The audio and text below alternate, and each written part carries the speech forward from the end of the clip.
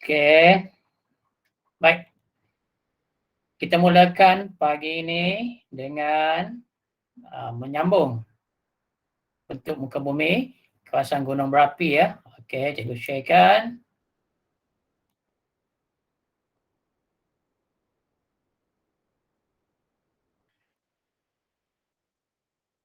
Okey, untuk permulaan ini, cikgu akan terangkan sedikit tentang bentuk muka bumi kawasan gunung berapi ya, kawasan-kawasan gunung berapi.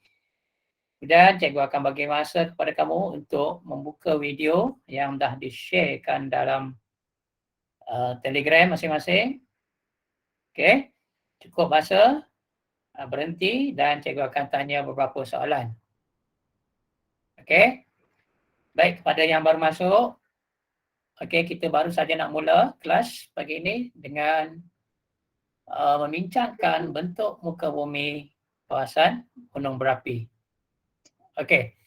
Boleh dengar semua? Boleh nampak PowerPoint yang cikgu sharekan? Boleh. Nampak tak? Nampak Ai nampak Boleh cikgu. Nampak. Okey. Alright, Farhan nampak tak Farhan? Farhan nampak tak? Nampak you. Okey, Nurin, nak tengok cek sorang-sorang ni apa takut kamu tak nampak Okey, Afiq. Okey, sihat Afiq? Afiq boleh dengar suara cikgu? Ya, cikgu. Okey, boleh dengar suara Boleh. nampak dalam ni apa slide ni nampak tak? Nampak. Okey, good. Baik, kita mulakan Pertama sekali, kita akan melihat kawasan-kawasan gunung berapi dunia, kemudian melihat kepada proses pembentukan gunung berapi dan juga kita tengok landscape kawasan gunung berapi ya. Baik. Ini adalah kawasan gunung berapi dunia, kawasan gunung berapi dunia. Yang mana cikgu percaya kamu pun tahu dah seluruh kawasan yang berwarna grey ni, warna kelabu ni, right, adalah merupakan kawasan yang aktif dengan gunung berapi. Okey, apa nama seluruh kawasan yang aktif gunung berapi ini? Terutamanya di kawasan Pasifik ini. Kawasan Pasifik ini maksudnya di kawasan Asia Tenggara ni sehinggalah ke kawasan Amerika Selatan sini, Amerika Utara dan sebagainya. Okey. Yang ini dipanggil apa ni? Kawasan-kawasan ini. Siapa tahu? Kawasan yang aktif dengan gunung berapi. Tengok bermula daripada Amerika Selatan di sini. Kita tengok. Tunjuk dengan laser point. Nampak tak ni? Nampak tak ni? Daripada kawasan apa? Nampak tak pergerakan tu? Daripada Pasifik. Nampak. Okey. Sehinggalah ke Asia Tenggara. Meliputi apa panggil? Jepun, Taiwan, Filipina. Sampai kat Malaysia dia tak kena. Naik balik ke Indonesia. Naik balik ke kawasan di sini atas ni. Kawasan apa panggil? Di Sumatera, Pulau Jawa, pergi ke India sini. Naik ke atas kemudian sampailah ke kawasan Iran, Iraq dan sebahagian daripada Afrika Utara ni, termasuk negara-negara Eropah. Okey, jadi Malaysia, alright, adalah merupakan satu-satunya kawasan yang tak kena dengan kawasan gunung berapi. Keseluruhan kawasan ini dipanggil apa? Lingkaran apa tu? Apa biasa dengar kataan lingkaran apa? Apa boleh jawab? Lingkaran apa? Lingkaran api apa dia? Dipanggil lingkaran api Pasifik. Okey, tuan catat. Lingkaran api Pasifik. Okey, boleh ulang balik tak? Apa dia tu? Apa ni? Kawasan apa? Lingkaran api Pasifik. Kawasan lingkaran api Pasifik yang mana merupakan kawasan yang aktif dengan gunung berapi. Kita ni yang warna putih ni, Malaysia ni, yang warna putih. Alright. Warna putih tu Malaysia tak kena. Okay. Kita tak kena ni Malaysia ni. Malaysia tak kena dengan lingkaran api Pasifik. Satu-satunya kawasan yang selamat daripada lingkaran api Pasifik. Baik. Dari segi taburan gunung berapi dunia, tadilah mengikut kawasan tadi, lingkaran api Pasifik tadi. Right? Dia ada banyak dan ada beberapa nama yang popular ni. Contohnya, okay, tolong catat dan kenal pasti di mana kedudukan gunung berapi yang terkenal di merata dunia ni. Okay, yang pertama, gunung berapi Stromboli. Lihat pada peta ni, kamu cari di mana kedudukan gunung berapi Stromboli. Ini antara gunung-gunung berapi yang dah tak ada dah sekarang. Ada meletup lama dah. Tapi sangat terkenal dalam sejarah geografi, dari segi sejarah dan juga dari segi geografi kerana menghasilkan letupan yang sangat dahsyat. Okey, Stromboli, gunung berapi Vesuvius. Okey, gunung berapi Etna, dan yang paling hebat, yang paling dahsyat ialah Krakatoa. Right? Krakatoa. Yang terkenal juga seperti gunung berapi Ruapehu, gunung berapi Mayon, Fuji, gunung berapi Fuji. Itu yang kurang sikit ada punya kesan. Kalau di Amerika Utara tu St. Helen, yang tu antara yang popular. Tapi yang awal-awal cikgu sebut tadi, itu adalah merupakan gunung berapi yang terkenal di peringkat dunia kerana letusan dia yang kuat. Baik. Yang ni dipanggil lingkaran api Pasifik yang cikgu kata tadi. Kalau di sebelah kawasan Asia Tenggara ini, kita panggil sebagai lingkaran api Pasifik. Kita lihat Malaysia, Sabah, Sarawak, Borneo ni terkecuali daripada lingkaran api Pasifik. Tak kena pun. Right? Cuma kita ada di sikit saja dikena dekat Sarawak tu, iaitu yang ada sepadan plat yang boleh terpisah lah. Dia ada plat-plat yang memisahkan. Okay? Tapi tak berlaku lagi lah. Okay, ini antara contoh gunung berapi yang terkenal di seluruh dunia. Gunung berapi yang terkenal di seluruh dunia. Gunung Merapi di Indonesia, ini bentuk dia. Gunung Etna di Italy. Okay, dah hancur tu. Tinggal bawah saja lagi. Gunung berapi Ruapehu di New Zealand. Ruapehu. Fujiyama yang sangat terkenal di Jepun. Dan beberapa buah gunung berapi yang terletak di Kepulauan Hawaii. Seperti kalau di Hawaii ini dia panggil Manoa, M-A-N-A-O-A, Manoa, ataupun gunung berapi. Ada banyak. Hawaii merupakan antara pulau yang paling banyak gunung berapi. Tapi dia tak meletup, dia meletus. Apa beza meletup dengan meletus? Meletup dia letupan yang besar. Meletus dia meleleh. Antara letupan dengan letusan. Itu beza dia. Kalau letup, belum. Meletup macam bom. Kalau meletus, dia meleleh saja. Lava keluar. Itu beza antara letupan dan letusan. Manolo di Hawaii. Pele di Mexico, nama macam pemain bola sepak kan, Pele. Ni kita boleh lihat aliran lava gunung Manolo. Nanti cikgu akan tunjukkan beberapa video tentang aliran-aliran lava ni. Itu antara nama-nama gunung berapi yang terkenal. Sekarang kita nak melihat bagaimana proses pembentukan gunung berapi. Nanti kamu rujuk dengan video yang cikgu send tadi.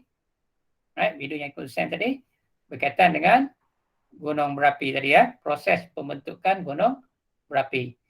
Seperti Di mana yang kita tahu bahawa lapisan bumi kita terdiri daripada kerak, mantle dan juga magma. Magma duduk tengah-tengah sekali. Right. So, dari segi kandungan magma kita dapati adalah keadaannya cair. Right. Dan ada juga yang pepejal, cair pun ada, yang pejal pun ada yang dalam bentuk uap ataupun gas. Dan dia sentiasa meruap. Meruap ni sentiasa panas kerana suhunya 1000 hingga 2000 darjah Celsius. Yang mana magma ni terhasil akibat pertemuan plat bumi. Bila collision antara dua plat, dia hancur. Okey. Jadi bila hancur tu dia menghasilkan jadi terbentuknya magma. Okey. Tengok di sini. Dari segi pertemuan pun dia ada 3 jenis. Okey, rujuk pada nota yang bukan nota. Rujuk kepada video yang cikgu send tadi. Kamu boleh lihat bahawa dia ada pertemuan 3 jenis plat. Antara plat benua dengan benua, plat benua dengan lautan, dan lautan dengan lautan. Okey. Plat. So, trench ni maksudnya ialah jurang. Apabila berlakunya pertemuan antara plat. Yang ni continental crust maksudnya plat benua. Benua ni yang darat lah. Dan subduction ocean plate ni plat lautan. So plat lautan dia lebih ringan maka dia dia lebih berat maka dia akan pergi ke bawah. Yang bumi ni lebih ringan dia akan terangkat ke atas. So pertemuan antara dua plat ini dia akan membentuk gunung berapi. Sebenarnya gunung berapi adalah hasil daripada lipatan. Setakat ni boleh bayangkan tak bagaimana pembentukan gunung berapi? Kelas boleh bayangkan tak? Misa boleh dengar tak? Munirah? Ya cikgu. Boleh jelas? Boleh ya? Okey, baik. Yang lain boleh jelas tak? Faham Faham, cikgu faham. Okay, bagus. Tak faham tanya. Ya, jangan tunggu. Tanya jangan malu tanya. Okey, kita teruskan. Seterusnya, ini banyak. Kamu tengoklah sendiri, cikgu tak nak baca sebab terlalu banyak nama-nama gunung berapi yang ada di Indonesia. Ada beribu dan antaranya adalah antara beberapa kita panggil major volcanoes of Indonesia. Indonesia sangat terkenal dengan gunung berapi dia yang banyak dan ada beberapa yang utama itulah major tu. Okay. Yang dah pun mengalami letupan sejak daripada 1900 tahun sebelum Masihi. Selepas Masihi 1900 tahun yang lalu begitu banyak gunung-gunung berapi yang meletup. Dan ada antaranya yang sangat terkenal seperti Krakatoa. Cuba lihat dekat mana kedudukan Krakatoa. Okey, kalau kamu dapat lihat di sini, ini Krakatoa. Okey, cikgu tunjukkan. Krakatoa terletaknya di sini. Okey, itu di Krakatoa. Di tengah-tengah lautan. Mojo dah letak di darat Kalau di darat tu habis hancur. Tapi ini pun dia meletup di laut. Tapi kesan dia menghasilkan tsunami yang sangat dahsyat. Jadi kebanyakan sekarang kita takut dengan keadaan tsunami. Tsunami sebenarnya berasal daripada berpunca daripada kegiatan letupan gunung berapi di laut. Sebab itu bila kita tengok berita, dia tulis berlaku gegaran di laut, contohnya Laut Sunda ke, Laut Aceh, maka amaran tsunami ada ke tak? Ada amaran tsunami, tak ada amaran tsunami. Sebab bila meletup, dia akan menghasilkan gelombang yang besar dan boleh mengakibatkan tsunami kepada penduduk kawasan sekitar. Okey, baca sejarah tsunami Alright. Seterusnya, kita lihat lagi. Ini antara contoh letupan. Cikgu nak try play. Boleh tak? Dia sepatutnya boleh play ni. Tak apa, nanti cikgu tunjukkan beberapa video. Okey, kamu boleh klik lah kot dekat dalam PowerPoint kamu, gunung berapi ni yang meletus. Baik, kita lihat di sini. Nanti kita akan tengok video. Video sekejap lagi kita akan tengok. Okey, kita lihat bila magma tertonjol keluar, dia meletus sebagai gunung berapi. Magma menerjah ke permukaan kerak bumi melalui retakan dekat kerak bumi. Okey, kita stop down ni, cikgu nak tunjuk video. Okey. Sana kita tunjuk video yang ada dalam PowerPoint tadi. Sorry. Bukan PowerPoint, dalam apa panggil? Telegram tadi ya. Okey, kat mana? Kita buka balik Telegram. Cikgu buka balik Telegram. Kita akan show balik ya. Okey, video tentang bagaimana terbentuknya gunung berapi. Okey, sekejap saya sharekan pada kamu.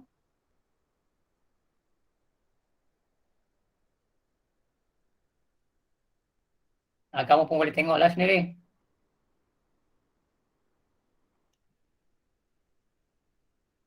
Bagaimana terjadinya gunung berapi. Ya. Dapat nampak tak? Nampak cikgu, Tengok loading, nampak. Nampak? Disebabkan oleh takdir. Sebagian lagi percaya letusan gunung berapi adalah tanda bahwa Okey, suatu tengok ni gunung dulu, marah karena penduduk yang tinggal di dekatnya telah berbuat dosa. Tapi Kalau tak boleh tengok, lepas kelas ni kan sebab YouTube, YouTube. Cikgu dah sharekan link untuk kamu tengok bagaimana kejadian gunung berapi. Kalau kita nak share sini, dia slow sikit lah. Dia loading.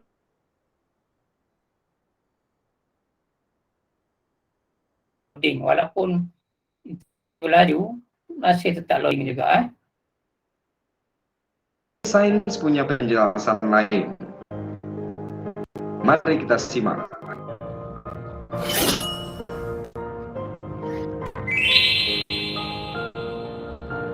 Gunung api adalah saluran yang membawa batuan panas cair yang ada di bawah tanah yang disebut magma. Saluran tersebut membawa magma keluar dari kerak bumi ke permukaan bumi. Saluran ini memiliki bentuk seperti kerucut, perisai, atau kaldera. Di bawah gunung berapi ada kamar magma, sebuah wadah besar yang berisi batuan cair. Gerakan magma yang meningkat dalam gunung berapi lah yang menyebabkan terjadi letusan. Gerakan ini dipicu oleh berbagai proses yang terjadi di bawah ruang magma, di dalam ruang magma, dan di Ini atas adalah ruang magma. hubungan pelat antara lautan dengan daratan. Maka bila pertumbuhan dia akan terlipat dan magma akan tertonjol keluar. Di bawah ruang magma, gunung berapi Lempeng tu maksudnya ialah flat. Dalam bahasa Indonesia, lempeng maksudnya flat. Bukan lempeng yang kita makan tu. Okey, pengor kan? Lempeng. Dia loading ni. Boleh dengar tak ni? Boleh dah? Boleh dengar? Boleh cikgu. Boleh. Video kamu jalan tak ni? Dok. Tak jalan, dia loading Ya. Cikgu nak tutup mic kot. Suara dia macam sangkut-sangkut lah. Dengar suara cikgu betul dengar suara dekat ni. Cikgu tutup suara.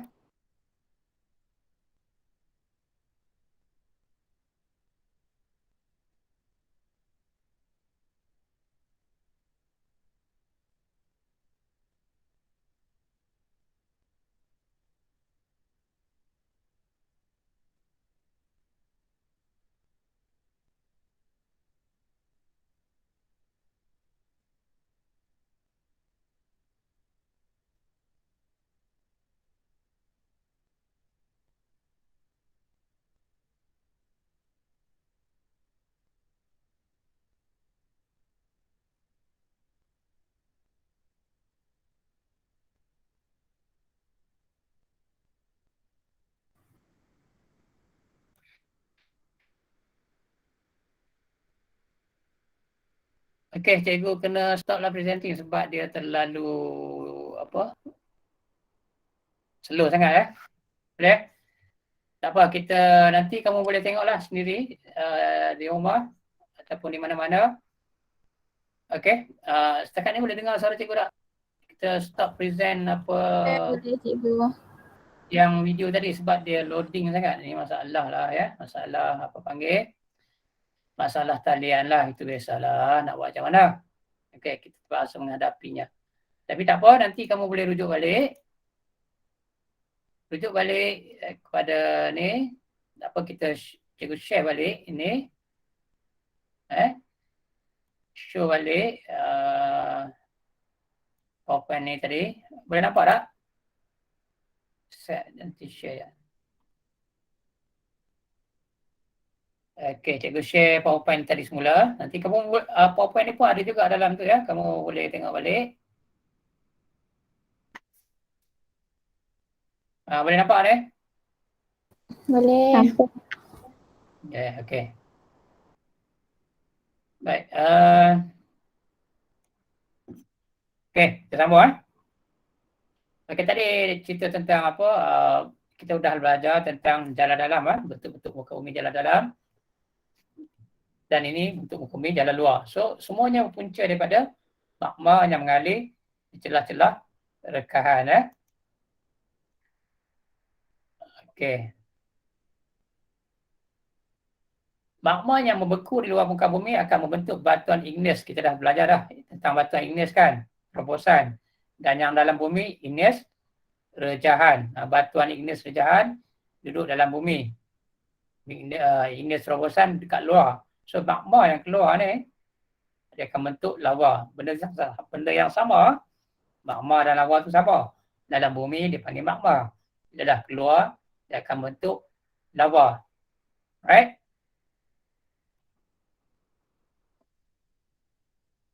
Itu dia pembentukan batu igneous yang kita dah belajar itu. So semuanya ada dalam bumi ya. Berasal daripada magma. Okey. Ini kita lihat pada letusan-letusan gunung berapi. Ini contoh semua banyak. Boleh lihatlah nanti. Yang ini aliran lava gunung Kilauea di Hawaii. Yang tadi cikgu cakap. Dia ada dua, satu letupan dan satu letusan. So yang ini dalam bentuk letusan. Dia mengalir seperti sungai. Yang keluar itu ialah lava. Okay? Batuan yang panas, batuan yang cair. Tapi dia mengalir keluar sehingga sampai ke laut. Right? Sehingga sampai ke laut. Yang ni letusan. Letusan ni dia panggil apa? Dia mengalir keluar. Ada beberapa perkataan penting di sini. Okey, kamu highlightkan. Yang pertama, dipanggil pyroclast ataupun pyroclastic. Pyroclastic ni. Okey, cuba cari apa maksud perkataan pyroclastic ataupun pyroclastic flow. Flow tu maksudnya aliran. Aliran pyroclastic. Dalam bahasa Melayu ditulis PIRO. Dia samalah. Dalam bahasa Inggeris PYRO, pyroclastic ataupun pyroclastic.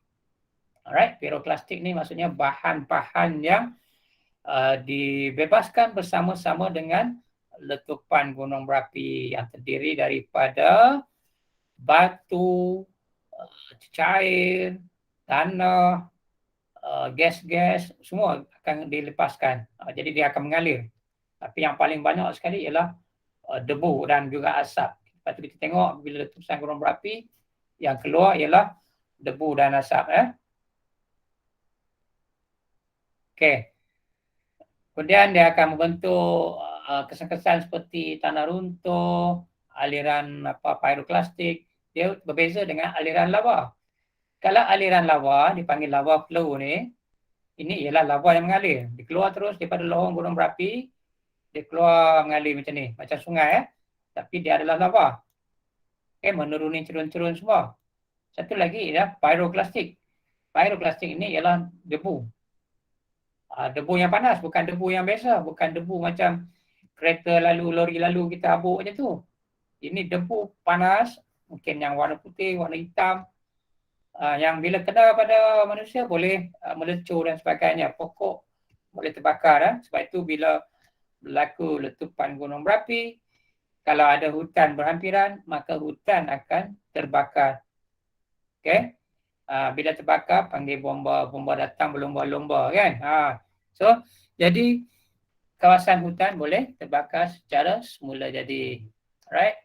Dan juga dia boleh menghasilkan gas di udara. Bila dia meletup, dia menghasilkan gas di udara.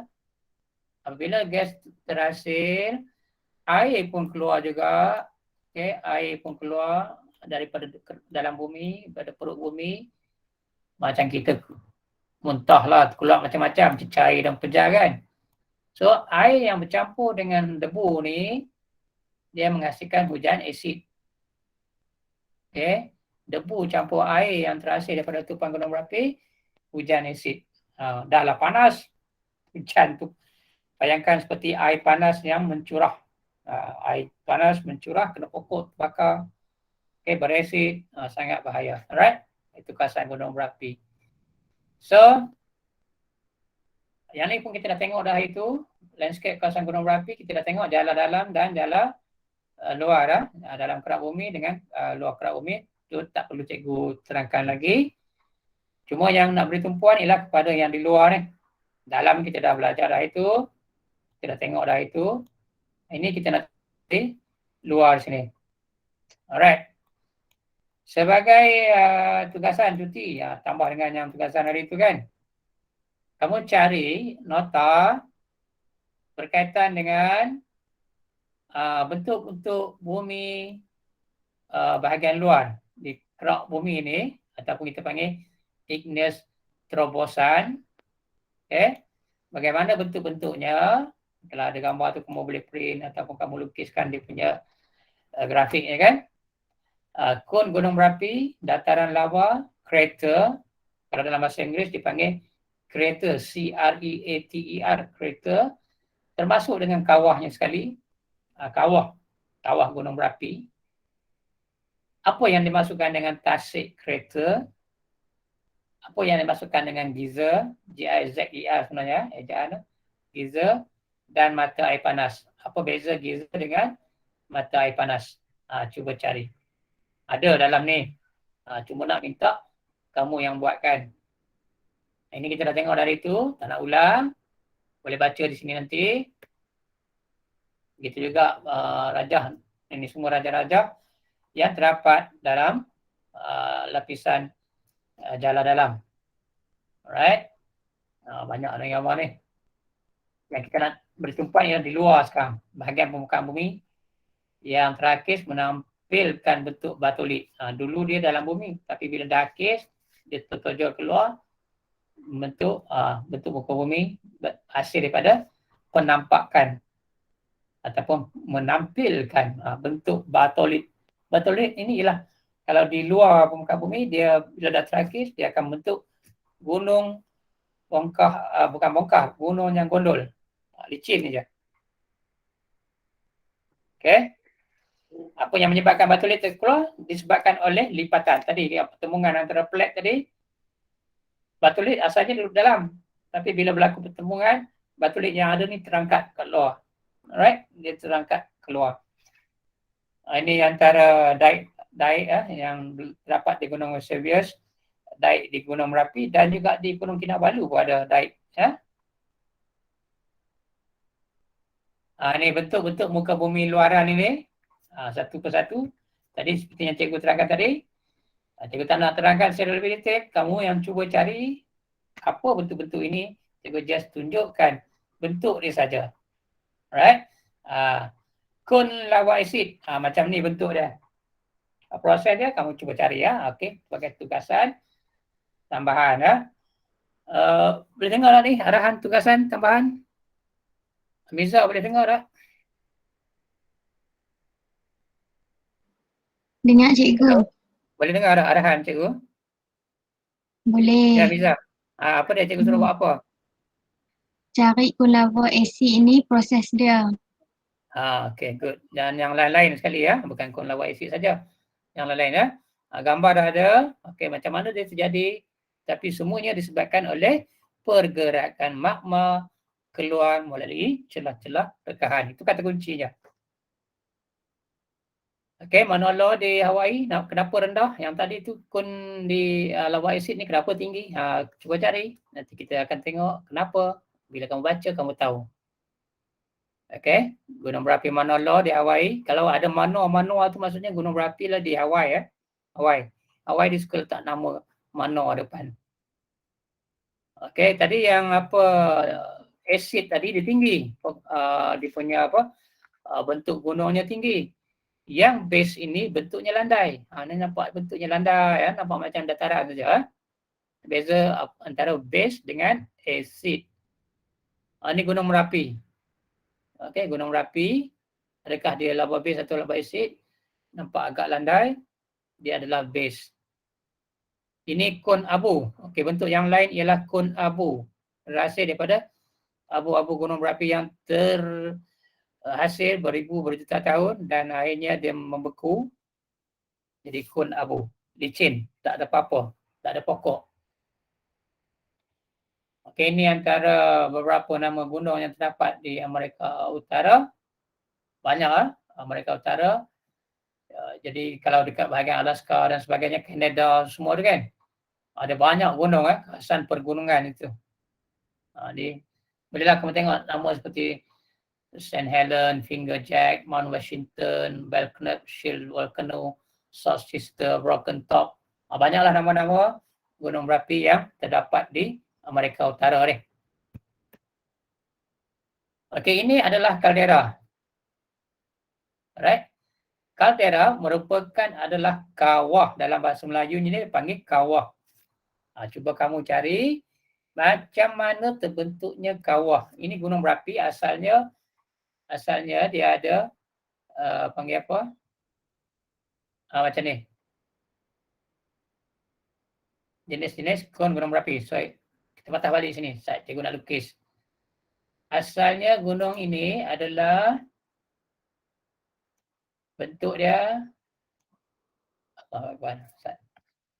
kenapa tak boleh lukis? Sekejap ya. Okey. Asal dia tajam macam ni katalah. Bentuk dia macam ni. Nampak tak yang cikgu lukis tu? Yang apa line merah tu? Nampak cikgu. Nampak? Okey, asal bentuk gunung ini seperti ini.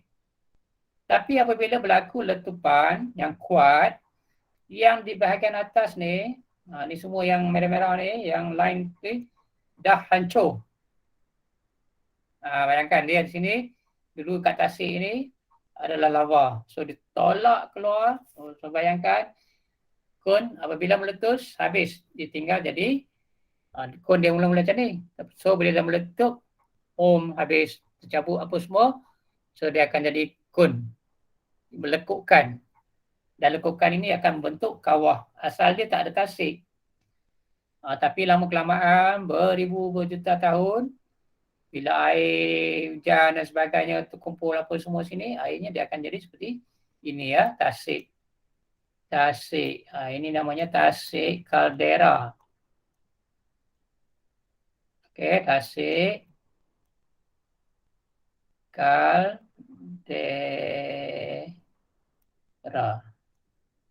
Payah tulis pakai mouse Okey. Dan yang paling terkenal, tasik kaldera yang paling terkenal di dunia dan dekat saja dengan kita di negara jiran, tasik apa? Siapa tahu? Tasik apa? Kalau dekat Indonesia dia panggil danau. Danau tu maksudnya tasik. Kita pun ada juga danau kan. Dekat KL tu danau kota kan. Tapi ini danau di Indonesia yang sangat terkenal. Kalau habis COVID ni bolehlah pergi melancong. Danau apa? Bukan danau Bali. Bali tu pantai. Danau Toba. Okay, good. Alia kata Danau Toba. Okay, danau tu maksudnya tasik. Toba tu nama tempat. So sebenarnya Danau Toba adalah hasil daripada letupan gunung berapi, maka jadilah tasik kaldera. Ada juga gunung yang terhasil tasik kaldera tapi jenis berasid. Juga ada kat Indonesia. Okay. Yang asid ni memang tak boleh buat apa-apalah. Tak ada siapa yang berani pergi ke kawasan yang berasid. Ada tasik tapi tasik yang berasid. Okey. Ini jenis-jenis gunung berapi, ada banyak. Okey, jadi kamu lihat pada bentuk-bentuk ni, bezakan bentuknya dan juga ada perbezaan nama-nama dia lah. Kun retak, kun perisai, kun abu. Okey. A shield volcano ni maksudnya perisai gunung berapi ataupun kita panggil kun juga lebih kurang samalah, perisai. Gunung berapi perisai ya. Dia adalah lebih landai, bentuk macam perisai, lebih landai. Ini kun apa dipanggil komposit, gunung berapi komposit. Okey, baca di situ. Ini cinder volcano, ni kun abu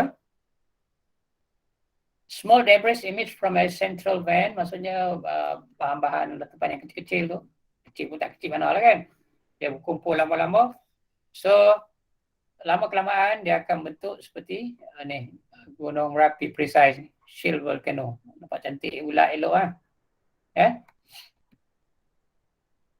Ini caldera.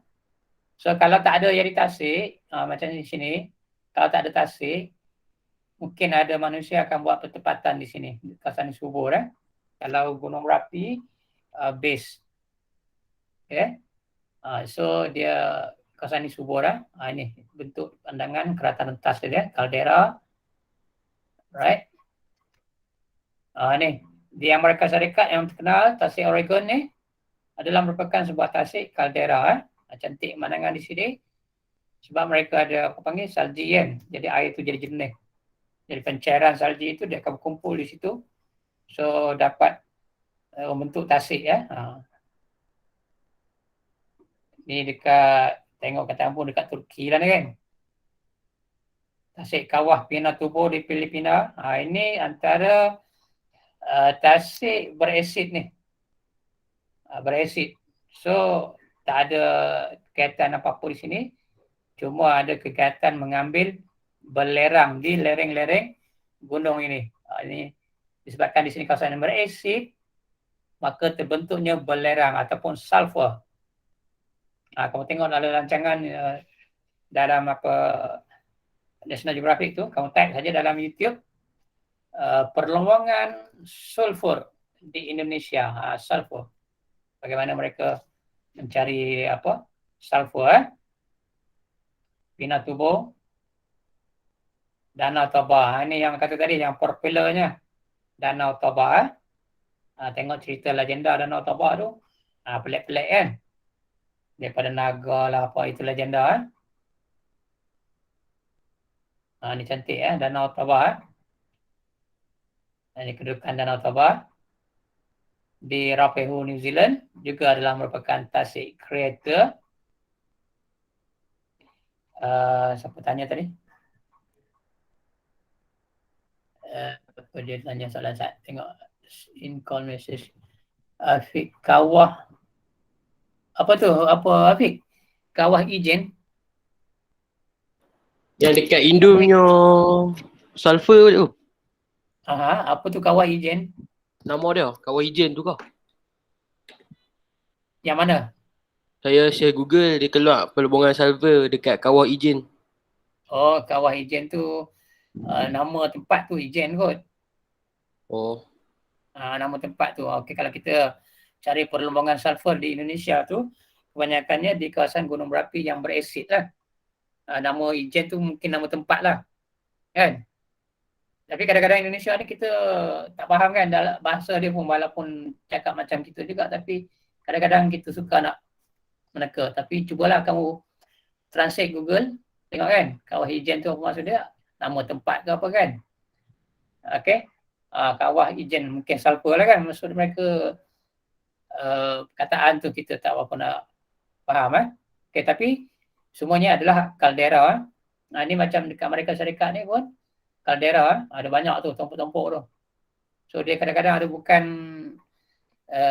satu puncak tu ada satu saja, mungkin disebabkan dia ada dataran apa gunung berapi yang banyak, maka dia jadi tompok-tompok tasik ni dia banyak.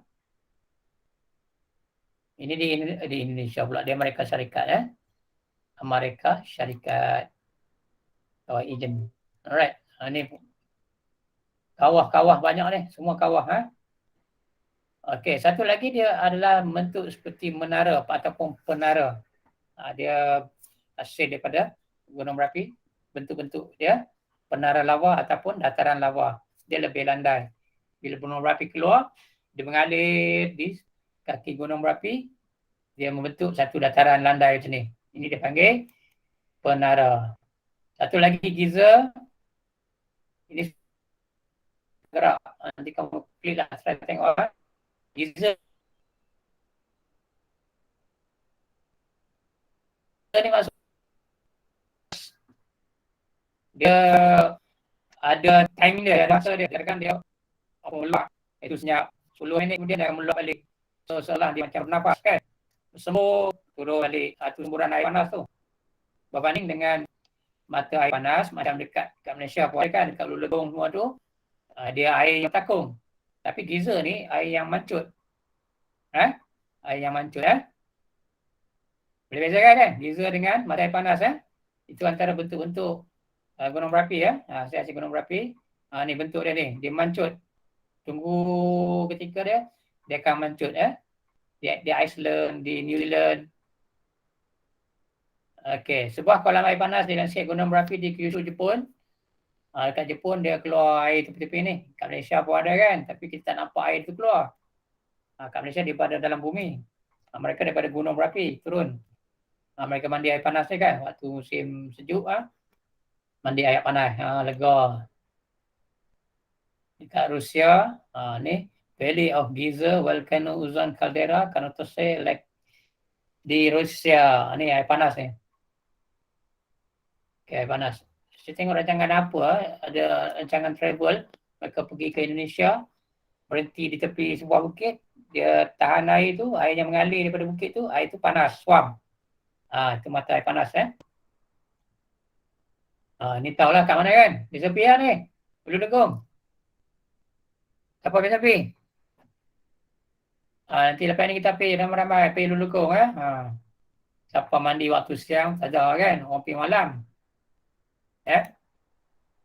Hulu Legong, ni kolam air panas Hulu Legong. Pergilah. Sekarang Lengang kan, Hulu Lengang bukan Hulu Legong dah kan. Kolam utama dapat menampung keseluruhan kolam. Dia ada kolam-kolam dibuat di baling. Okey, kawasan air panas Malaysia. Ni semua kamu boleh Google tengok. Ni nama hot spring. Okey. Baik. Untuk tajuk ini, kamu lihat pada video yang cikgu send. Alright. Saya stop presenting yang ni. Kita cari, tengok video yang terdapat dalam ini bagaimana, dan saya minta lah kamu lukiskan dia punya apa panggil? Dia punya Allah Akbar. Apa tu? Peta mindanya kan? Peta minda kan? Okey, kita share balik. Kalau boleh, try balik share jangan.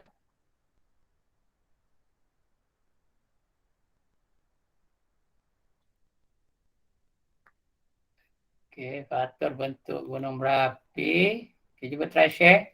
Ni boleh dengar ke tak ni? Boleh cikgu. Cikgu nak try share ni. Nampaknya slow juga. Okey, sikit.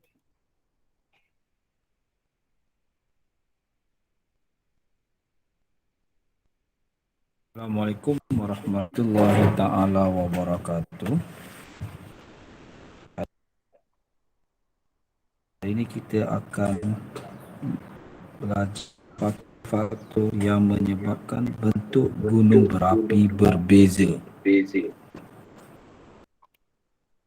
So, yang pertama sekali adalah tahap letusan.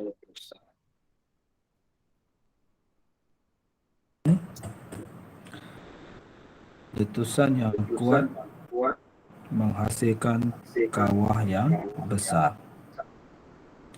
dan gunung berapi yang rendah. So, faktor yang pertama adalah tahap letusan. So, ini bermaksud letusan gunung berapi yang kuat akan menghasilkan kawah yang besar dan gunung berapi yang rendah.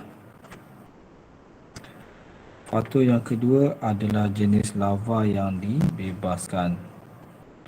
Lava yang berbentuk asid, dia akan cepat membeku dan likat, dan ini menyebabkan gunung berapi yang terhasil mempunyai cerun yang curam.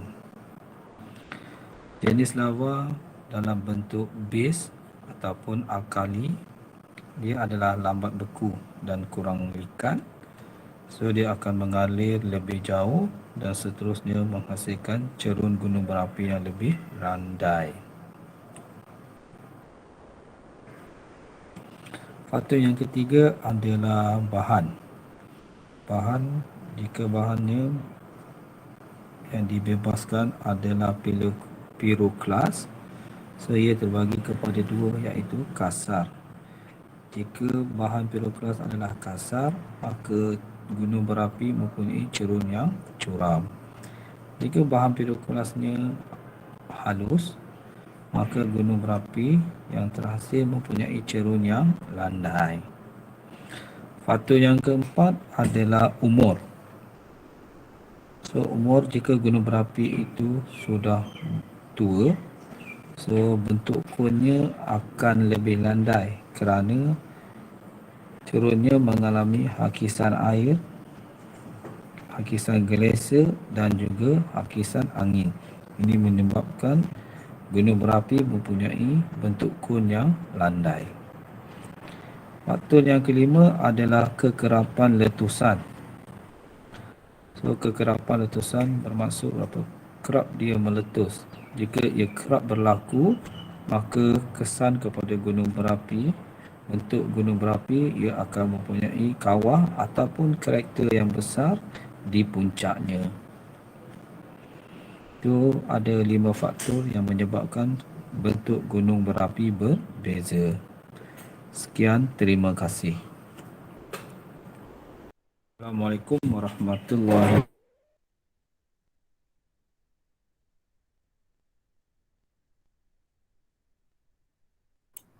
Baik. Dah tengok dah video tadi? Okey kelas? Nampak dah video tadi? Alia, nampak tak video tadi? Nampak cikgu. Nampak? Okey. Sekarang cikgu dah bagi 3 soalan berpandukan kepada video tadi. Okey, soalan yang pertama, apakah faktor-faktor yang menyebabkan bentuk gunung berapi berbeza? Salah hijau tu berapai dulu lah. Api-api lah. Berapai pun berapai lah. Okey, kita nak tengok apakah faktor yang menyebabkan bentuk gunung berapi berbeza. Okey, cikgu nak tanya soalan ini kepada, minta bersedia ya. Cikgu nak cek tengok siapa yang ada di sini.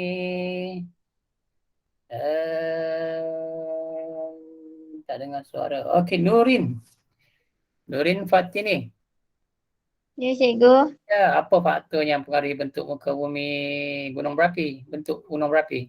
Ada berapa faktor? Ada 5. Okey, sebutkan.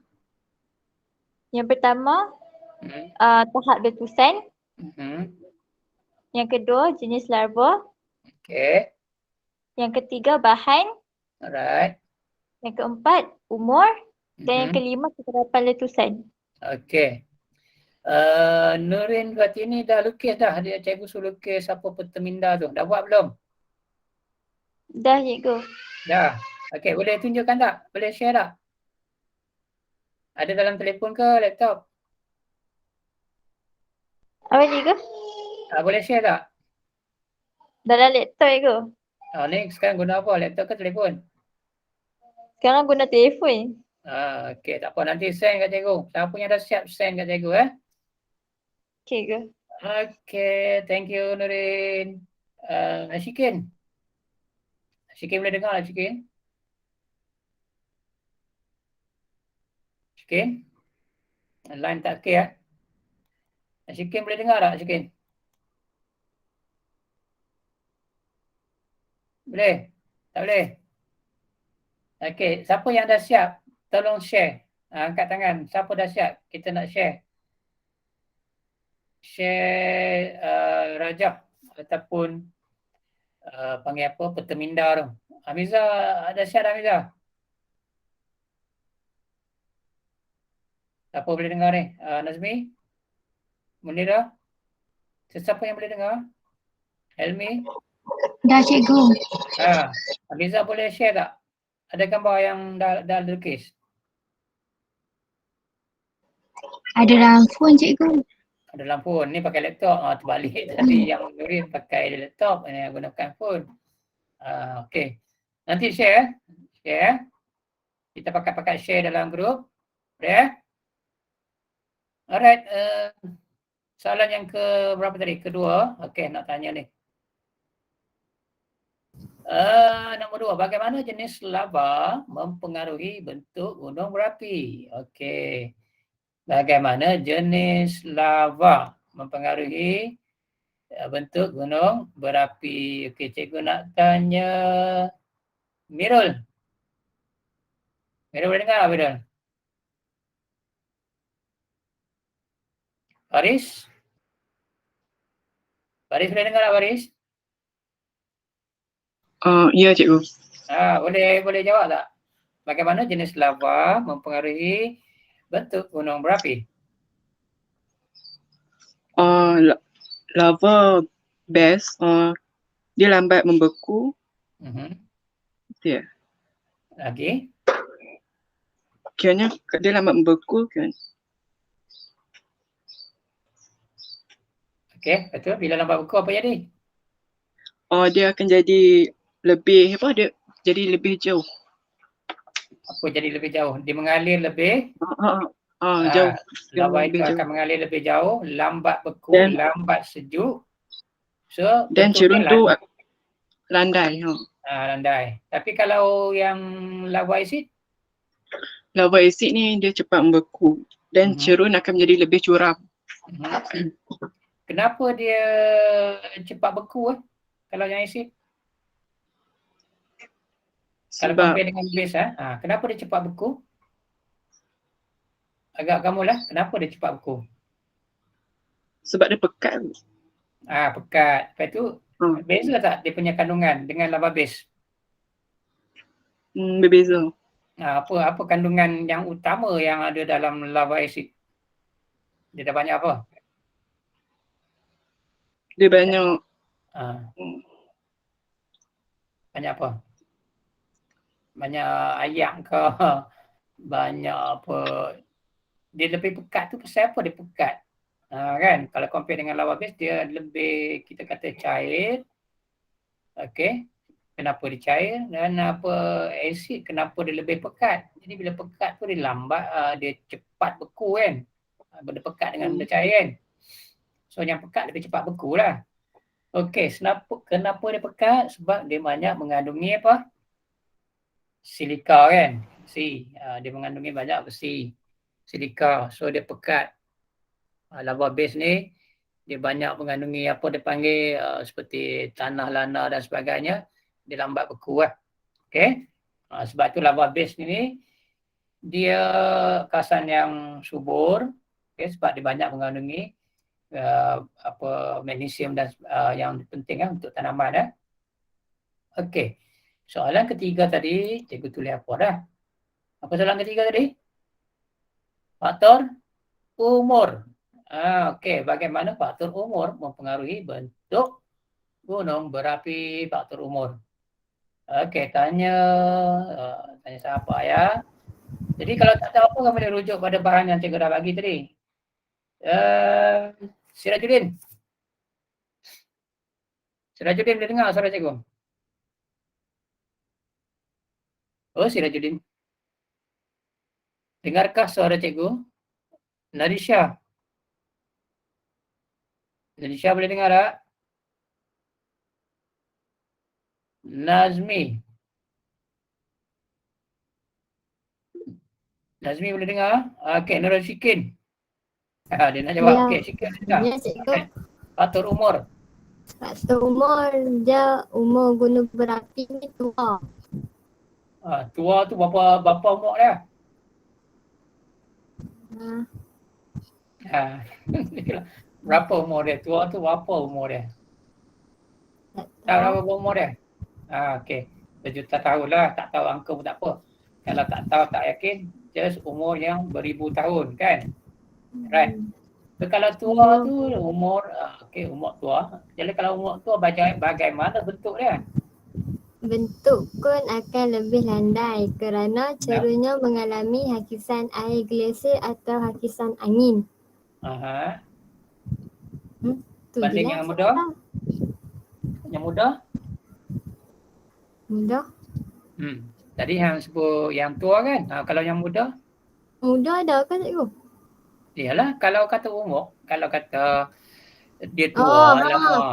Dia lah. kalau muda bentuk kun dia lebih curam. Kenapa curam? Tapi kata Sebab kukuh. sebab cerunya tak mengalami hakisan air. Tak cikgu? Dia bukan tak mengalami, dia mengalami tapi tak sebanyak dan tak sehebat yang dialami oleh gunung yang lebih tua. Kan? Gunung yang lebih tua kan? Dia mengalami hakisan air juga. Ada, dia semua ada mengalami hakisan, tapi disebabkan faktor umur. Contoh, cikgu dah tua, hampa masih muda. Kenapa muka cikgu krepot, muka hampa masih licin? Sebab faktor usia, di usia. Sebab hakisan, cikgu dah lama terdedah kepada hakisan. Dah lama terdedah. Yang muda ni baru sahaja terdedah kepada hakisan. Hakisan tetap ada. Kan? Dah lah ada hakisan. Mungkin pernah mengalami gempa bumi, pernah mengalami faktor-faktor lain kan. Ada faktor lain yang menyebabkan batu itu ataupun bentuk itu di hakis. Okey, itu faktor umur maksudnya pendedahan kepada unsur-unsur hakisan luluh hawa ataupun lebih senang kita panggil sebagai unsur-unsur geomorfologi. Lebih lama terdedah. Okey? Baik, Afiq kata kukuh. Boleh Afiq tolong perjelaskan apa maksud kukuh ni Afiq? Afiq? Ya, saya. Tulis kukuh. Apa maksud kukuh di sini ni? Kukuh dia macam, kalau yang tua ni dia kerak kena hujan semua ni. Tapi kalau yang muda ni dia tak kerak kena. Oh, tak kerak kena. Maksudnya dari segi apa? Pendedahan dia tu lah kan? Dia dah lama mengadap ni. Orang yang tua ni dah lama mengalami, yang muda baru saja mengalami kan? Ya. Mengalami bukan kata hujan saja tapi hakisan lah. Kataannya lebih tepat. Jangan kata disebabkan hujan, bukan hujan saja. Tapi kita nak buat satu kategori, kita dia panggil penggondolan. Alright. Tolong catat ni kelas perkataan penting ni. Penggondolan. Penggondolan.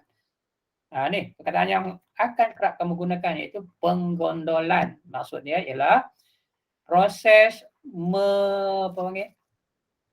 menghakis, meluluh hawa lah maksudnya kan. Proses hakisan, proses luluh hawa, proses pengangkutan, diangkut bahan-bahan yang hakis dan juga proses pemendapan.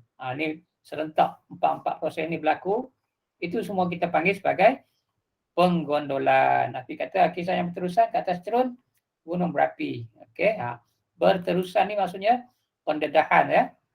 Berapa lama dia terdedah, berapa lama dia kena hakis, berapa lama dia runtuh tu, banyak mana dah runtuh. Okey. Itu faktor umur. Okey. So nampaknya kamu dah jelas tentang faktor-faktor ini. Okey. Yang penting kamu lukis tadilah. Lukis apa panggil peta minda ni untuk bantu kamu memahami bagaimana bentuk untuk gunung berapi ini berbeza. Okey, berbalik kepada soalan bagaimana terbentuknya gunung berapi. Apa faktor yang mempengaruhi pembentukan gunung berapi? Apa faktor yang mempengaruhi bentuk gunung berapi? Tadi kita dah tengok. Bagaimana jadinya gunung berapi? Yang paling penting, apa dia?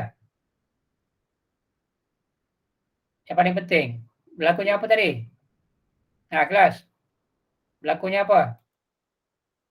Pertemuan pelat. Okay, good. Pertemuan pelat. Pertemuan pelat tadi ada berapa jenis? Ada 2. Hafiz kata 2. Tadi ada cikgu sebutkan tadi. Kamu lupa dah. Ada berapa? Ada berapa? Ada berapa pertemuan pelat? Okey, 3. Okey, Ain. Dan Ain Marisha.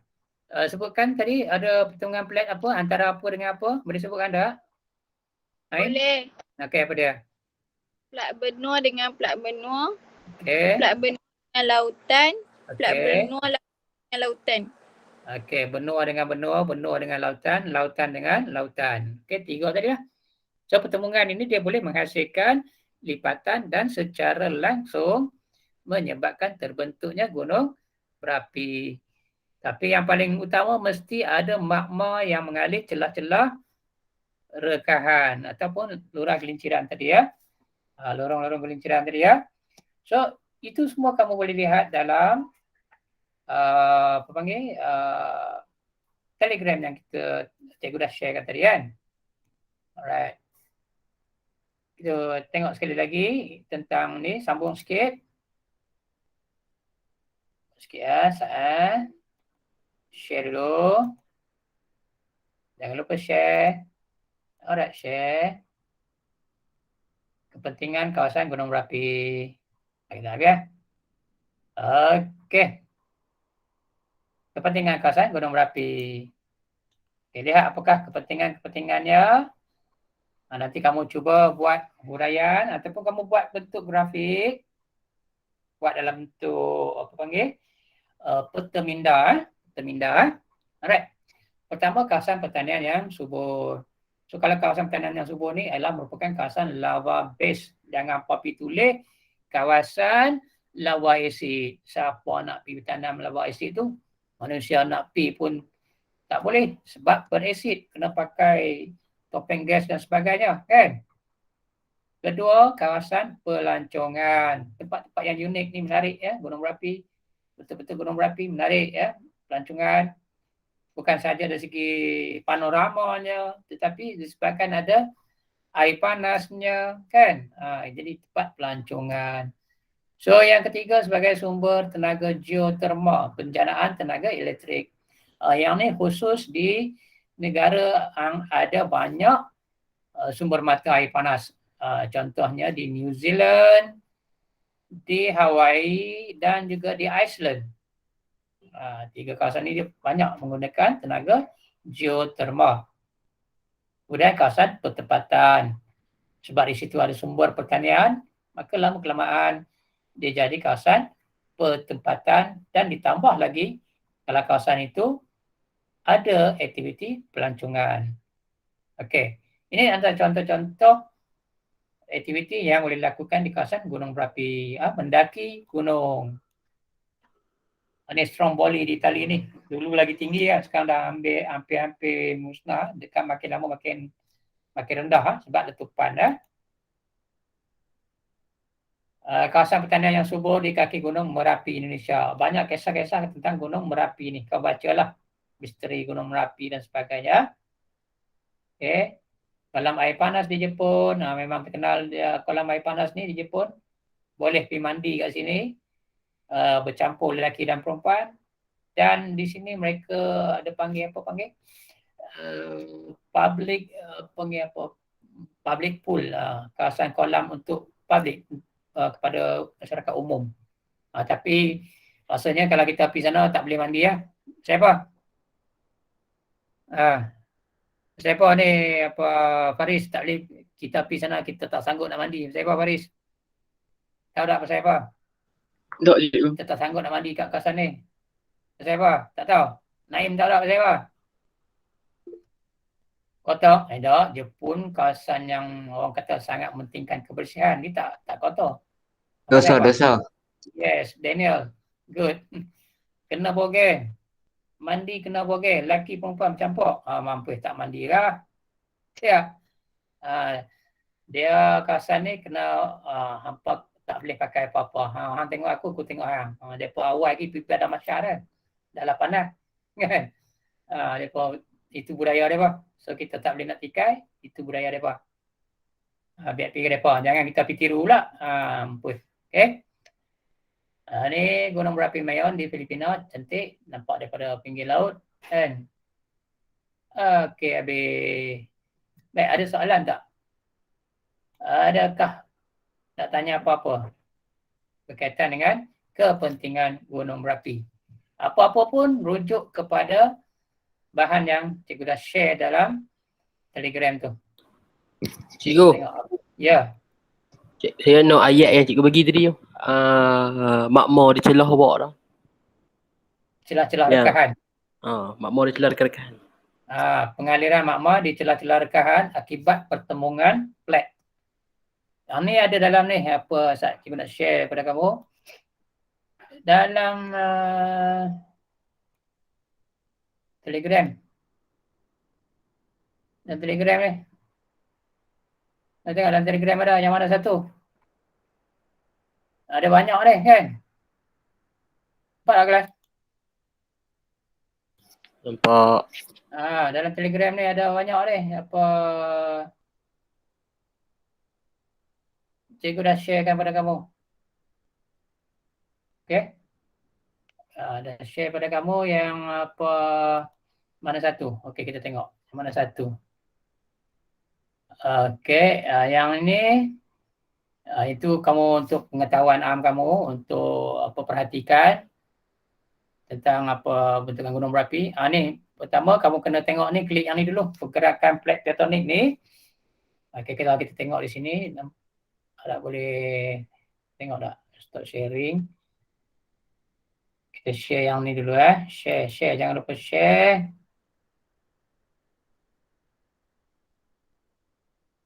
Dah dia guna share pada kamu, tapi dia loading lambat. Assalamualaikum dan hai semua. Hari ini kita akan belajar berkaitan dengan plat tektonik dan gunung berapi. Walaupun dia ni untuk tingkatan 4, tapi sama saja isi kandungan pelajaran dia adalah untuk geografi ni tingkatan 6 pun. Maknanya ya.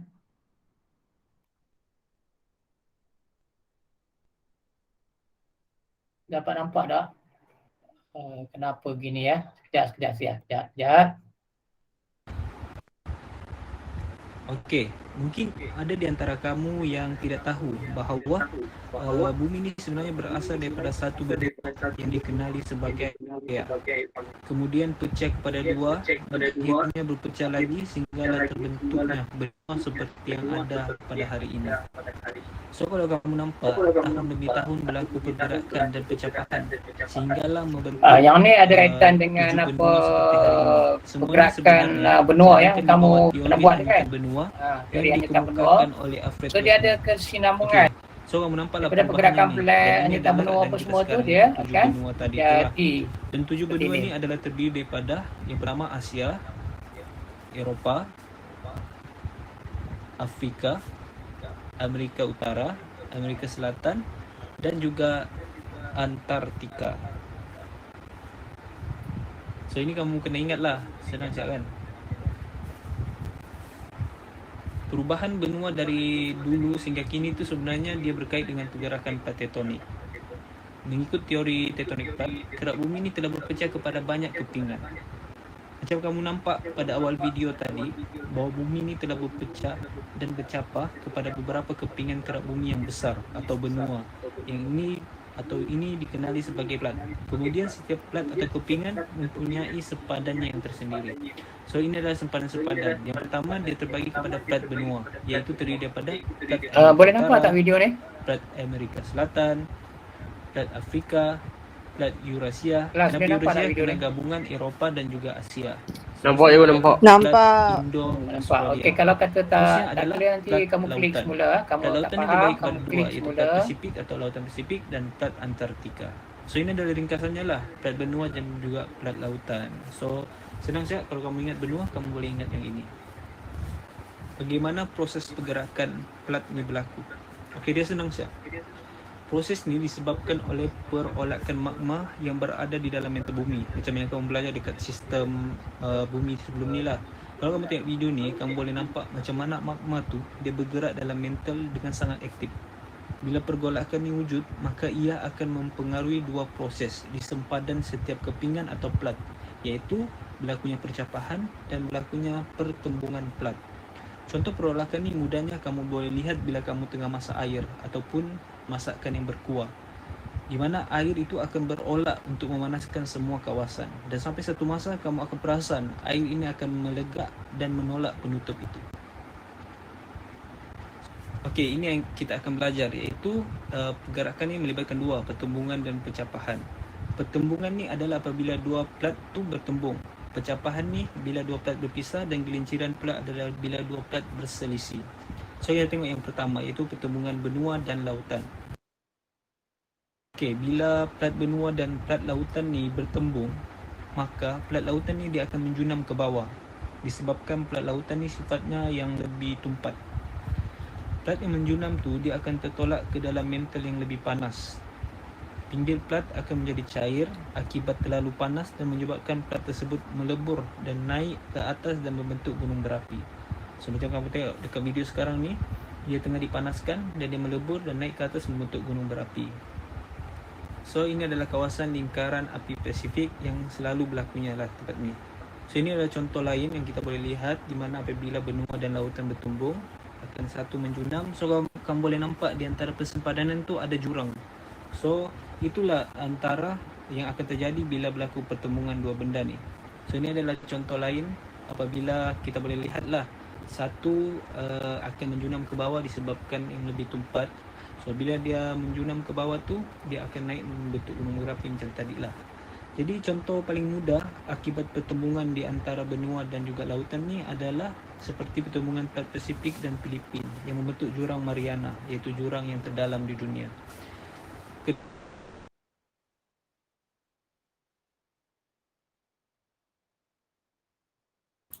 Baik, cikgu stop sharing ni sebab cikgu nak bagi peluang pada kamu untuk tengok sendiri nanti. Boleh tak?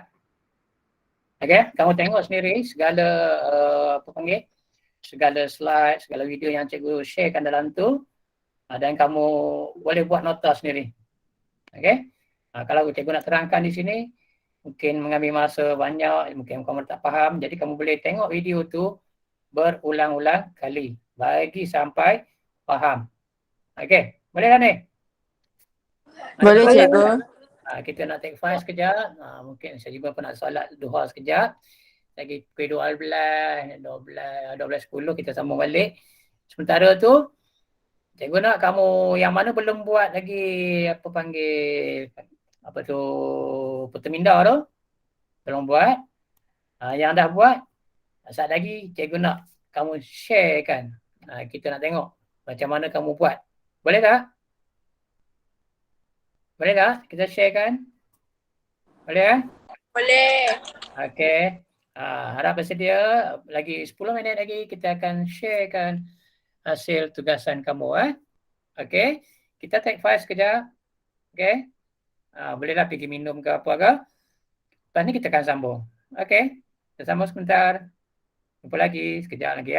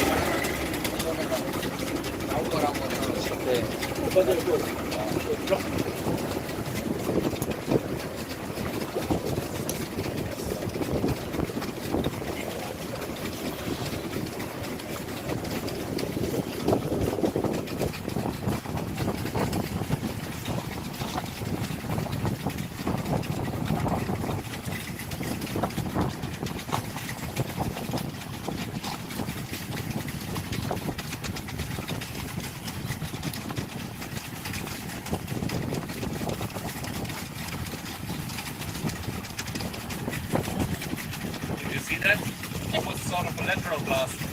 Yeah. It came from. You will see. I think the crater will have changed now.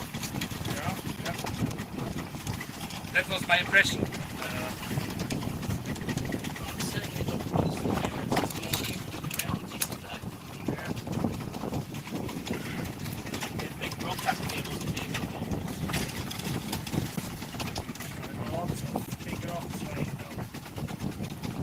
But did anybody see anything land in the water? No, No. just Stop nothing. Stop there. Did you get the beginning with the 300? Yeah, you see it changed. There's another explosion.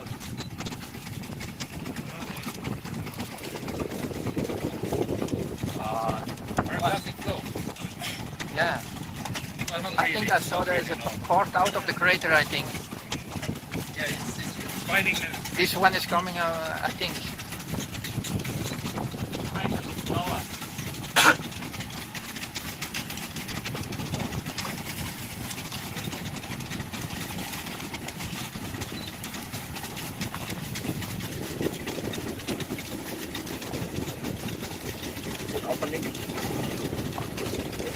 I think it is a little bit open, I think. See, it's come lower than the crater, I think now. A little bit about to collapse, maybe. I can go this way again. So because we're drifting that way, we don't have to view the bottom. A new side crater formed. Look.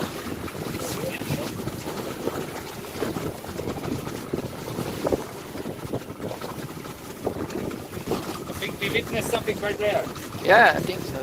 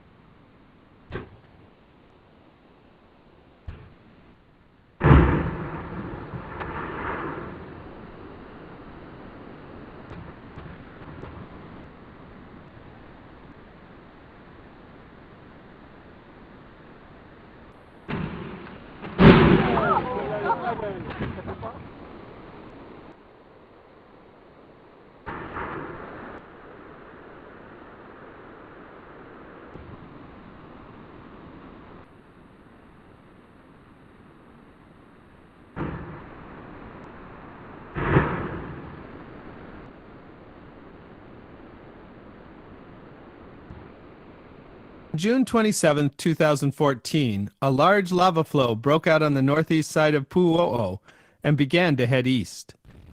It cut through miles of forest during the summer, and by October it was approaching Pahoa.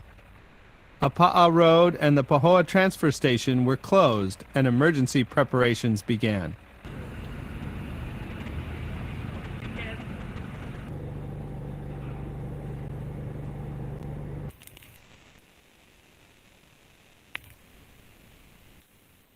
With the lava burning through fields only a few hundred yards away, Helco workers hurried to protect power poles in its path. The poles were surrounded with insulation, cement blocks, and a big pile of cinder to keep the lava from burning the wooden poles.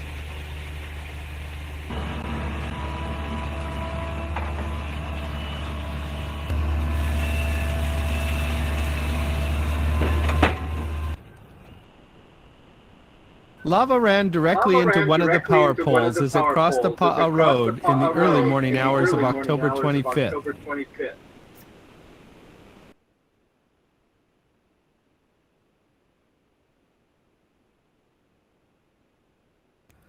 The power pole was completely surrounded, but survived the intense heat of the flow. The protection worked.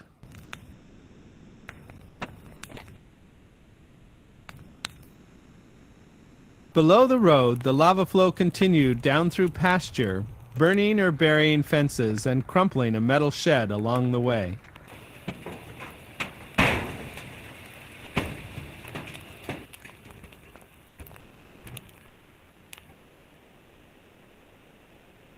The flows entered the top of the Sugimoto's property on October 28th and burned through their macadamia nut orchard. Listen for the methane blasts. These happen when gas from burning roots ignites and explodes.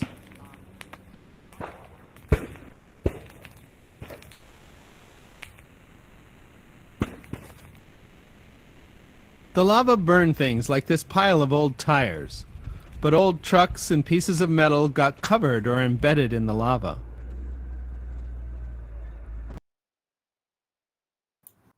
Boleh nampak tak hasil daripada apa? Letupan gunung berapi ni lava ni lava yang dah beku dah, nampak tu dibentuk dia sangat mengerikan nampak ni lori kot habis terbakar apa semua, nampak tak Glenn? Ada siapa-siapa yang sini boleh nampak itu hasil daripada makmur tu sambung tengok kita sambung masih habis video ni untuk kamu melihat menyaksikan kesan-kesan letupan gunung berapi. Fire and civil defense workers were there to make sure everyone was safe.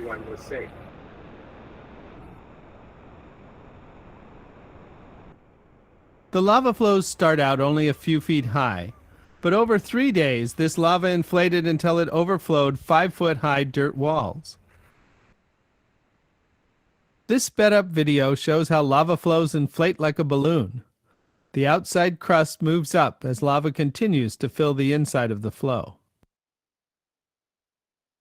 Some flows can get pushed up to higher than the top of a school bus. The lower flows stopped before they reached the village road or any homes in Pahoa. But on November 10th, a new flow broke out near Apa'a Road and moved toward an empty house. One branch of the flow moved along the road and into the driveway, and another flowed right up to the edge of the garage building, but stopped just a few feet away.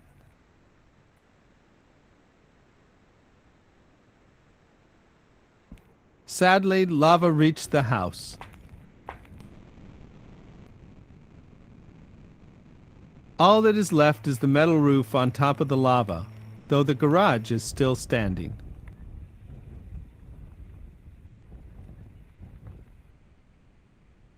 New breakouts of lava continued above Apa'a and soon reached the transfer station.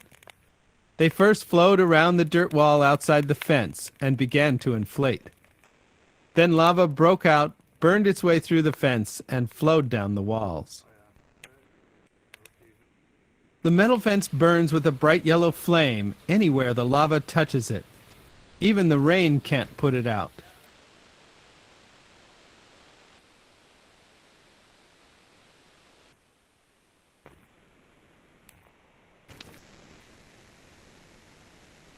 When the lava reached the asphalt at the bottom, it began to burn too. Burning asphalt makes a nasty black smoke that is unhealthy to breathe.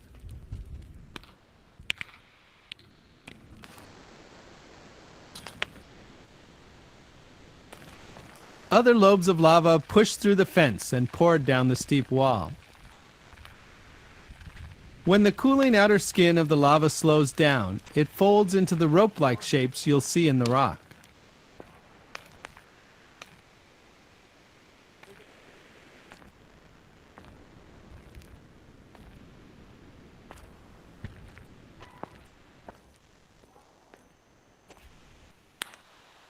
Lava knocked down a section of the fence and continued to fill the lower part of the transfer station.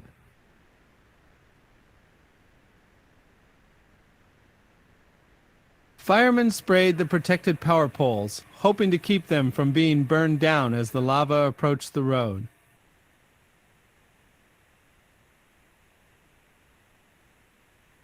The lava flow crept along the outside of the fence, getting closer and closer to the road.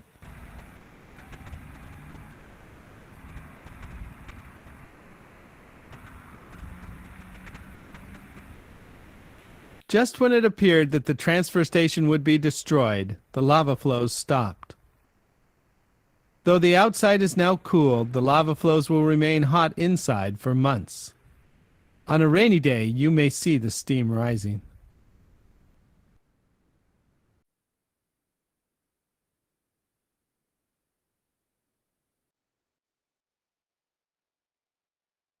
Okey, dah tengok kan video tadi kan? Dah tengok kan tadi? Okey. Cuba kamu lihat kesan daripada aliran lava tadi sangat dahsyat sehingga dia boleh membakar segala apa saja yang dilaluinya walaupun hujan sekalipun tak dapat nak padamkan dia. Lepas hujan pun kita nampak asap tu kan, hasil daripada kampus yang terasih bila panas campur dengan sejuk. Okey, kita ada sedikit masa lagi seperti mana yang janjikan tadi. Okey, sekejap nak tutup pintu.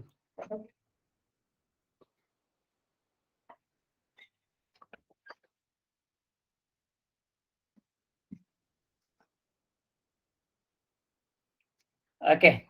Okey, siapa nak tunjukkan dia punya hasil karyanya? Okey, minta tolong share kan? Siapa boleh share kan? Okey, volunteer. Sebelum cikgu panggil seorang-seorang. Tidak, cikgu panggil seorang-seorang. Ada siapa nak share kan dia punya tu? Angkat tangan, nanti cikgu bagi kamu share screen. Ada siapa? Kalau tidak, cikgu panggil Irun ke Zulfi? Win? Semua dah? Win? Dah siap belum? Nurin Aisyah? Azila? Siapa dah siap? Nur Alia ada siap lagi? Oh, dah hantar dah kat cikgu. Nur Ain hantar kat cikgu. Okey, kita saat cikgu cuba cari yang Ain punya. Kita cuba share. Nur Ain, kejap ya. Mirza pun dah hantar. Oh, terbaliklah pula. Macam mana nak bagi? Ni aktiviti ni. Okey. Dah. Cikgu share.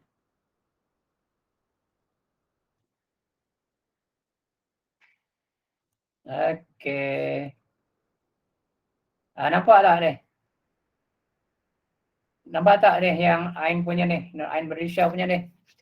Boleh Ain Berisha tolong terangkan tak macam mana? Okey, cikgu dah sharekan ni. Ain tolong cerita macam mana? Boleh? Hello, dengar tak? Terang macam Terangkan. Najah yang kamu dah lukis ni, kamu terangkan. Macam mana? dekat sini dia ada faktor-faktor yang menyebabkan bentuk gunung berapi berbeza. Okey. Lepas tu faktor dia yang pertama tahap hakisan. Kalau letusan tu kuat maka kawah tu akan jadi besar, lepas tu tekanan dia rendah. Ni apa Aimarisha? Ya. Maksudnya bukan tahap hakisan lah, tahap letupan, kekuatan letupan. Salah tulis tu. Silap nampak pula cikgu. Silap tulis tu, bukan tahap hakisan. Tahap letupan. Letupan kuat ataupun letupan yang kalau meletus tu dia perlahan, kalau meletup dia meletup. Letusan baik kiri lah. Bukan tahap hakisan tahap letupan Okey Okey, yang lain tu terangkan. Okey, yang kedua jenis lava. Lava ni dia ada dua jenis, satu base, satu acid. Kalau base ni dia lambat beku, lepas tu dia mengalir lebih laju, cerun dia landai. Tu macam corak tu. Ada gambar tu kan. Okey. Tambah lagi lah gambar yang kalau yang lambat beku tu lukislah bubuh gambar kat ujung tu, gambar gunung dia tu tinggi lagi. Kalau dia mengalir lebih laju tu buat dia punya gunung tu landai. Jadi ada gambar tu dia mudah kita nak faham kan. Okey, boleh tambah baik dah, tambah baik. Okey, lagi. Yang asid tu je dah. Cepat likat. Ada gambar tu. Dia cepat beku. Lepas tu dia punya dia ada likat. Likat. Bukan lekat, likat. Okey. Okey. Lepas tu cerun dia curam. Alright. Tu yang apa tu satu lagi tu, tak berapa clear nampak tu. Bahan. Nombor 3 bahan. Bahan dia pyroclast. Halus ataupun kasar. Kalau halus dia cerun landai, kalau kasar dia cerun curam. Sat, cikgu nak tanya, yang pyroclast tu tadi apa dia? Yang kita bincang-bincang tu, pyroclast tu apa dia? Pyroclast tu macam debu. Maksud dia pyroclast ni ialah bahan-bahan yang dibebaskan ketika letupan gunung berapi. Yang dia ada banyak pyroclast ni ada bahan-bahan letupan tu lah. Yang meletup keluar sekali. Dalam bahasa Inggeris dipanggil pyroclastic.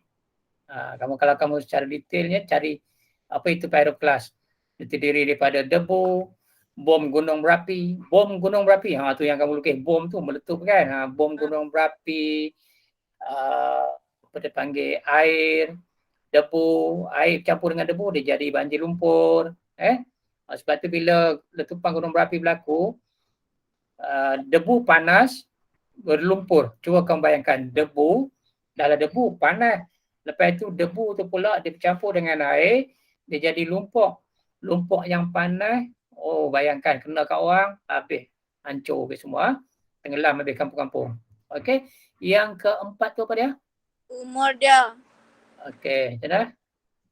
Kalau umur tua maksudnya bentuk dia kon lebih landai. Lepas tu hakisan air glister ataupun angin. Apa tu? Hakisan air apa tu? Glister ataupun angin. Eja salah tu. Dipanggil glacier. Glacier. G-L-A-S-I-E-R. Glacier ialah sungai ais ataupun sungai air yang beku, air sungai yang beku tu. Dia jadi glacier. Ini di kawasan sejuk lah. Kawasan pergunungan, sungai tu dia pada musim sejuk, dia beku. Bila dia menghadapi musim panas, dia cair. Masa cair tu, glacier tu akan mengalir. Bayangkan separa cair lah. Separa cair dia mengalir. Bila dia mengalir, dia akan menghakis. Dia hakis gunung tu. Okey. Dan last sekali? Tu yang kelima dia kekerapan letusan. Banyak tak banyak meletup kan? Okay. Dia kerap berlaku. Kawah atau krater yang besar di puncaknya. Yang mana kerap meletup tu, asyik meletup. Akhirnya puncak dia tu akan makin lama makin rendah, makin besar. Okay, good. Thank you, Ain Badisha. Okay. Kita tengok yang lain pula. Okay, sekejap. Kita buka tengok siapa yang dah share tu. Amiza dah share. Okey, kita tunjukkan Amiza punya pula. Okey, Amiza lukis macam ni. Alright. Satu lagi apa dia ni? Okey. Amiza ada kat sini. Amiza tolong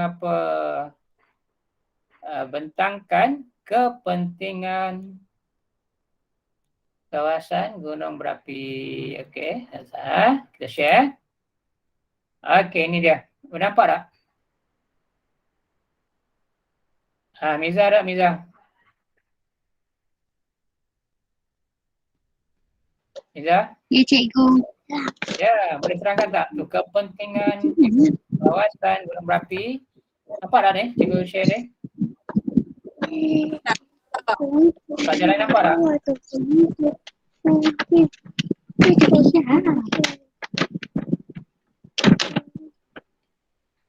Kepentingan kawasan gunung berapi ada 4, kawasan pertanian yang subur, kawasan pelancongan, kawasan pertempatan penduduk, sumber tenaga geotermal. Yang pertama, kawasan pertanian yang subur, lahan lava base yang sesuai untuk tanaman padi, contoh dia. Yang kedua, kawasan pelancongan, panorama atau Sekejap. Bagi contoh ni, dekat kawasan apa yang sesuai untuk tanaman padi. Tulis tu yang penting sebab nanti kita nak jawab dalam soalan.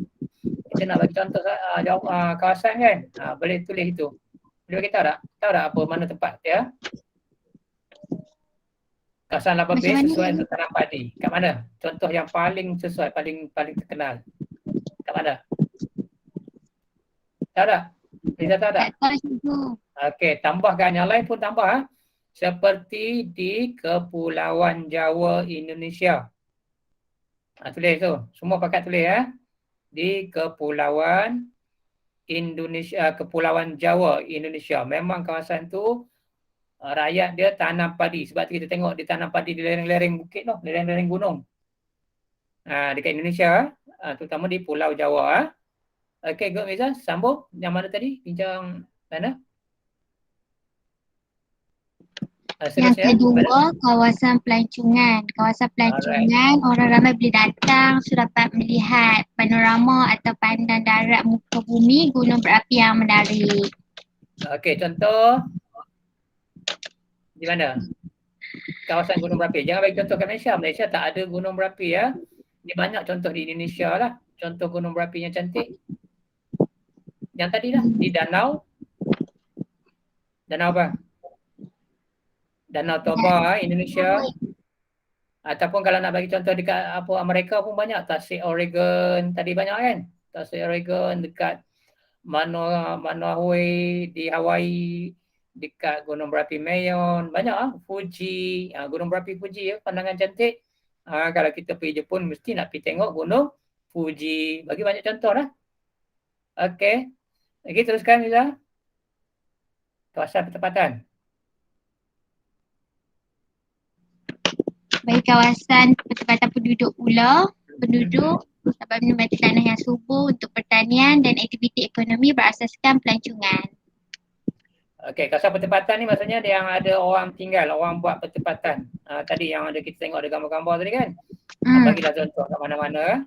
Banyak tempat yang orang duduk di kawasan hasil daripada lava base lah, especially acid payah. Banyak pertempatan di kawasan kaki gunung. Nak bagi contoh kat Malaysia pun boleh. Malaysia tak ada gunung berapi, sorry. Di ini contoh Malaysia tak boleh pakai ya. Kalau kata gunung berapi, apa jangan bubuh contoh di Malaysia. Siapa bubuh contoh di Malaysia, salah ya, sebab kita tiada gunung berapi. Buatlah kawasan-kawasan pelancongan tanah tinggi, tanah gunung berapi di Indonesia. Bagilah Indonesia paling dekat, senang Indonesia. Bagi contoh tadi di Hawaii ya, Hawaii.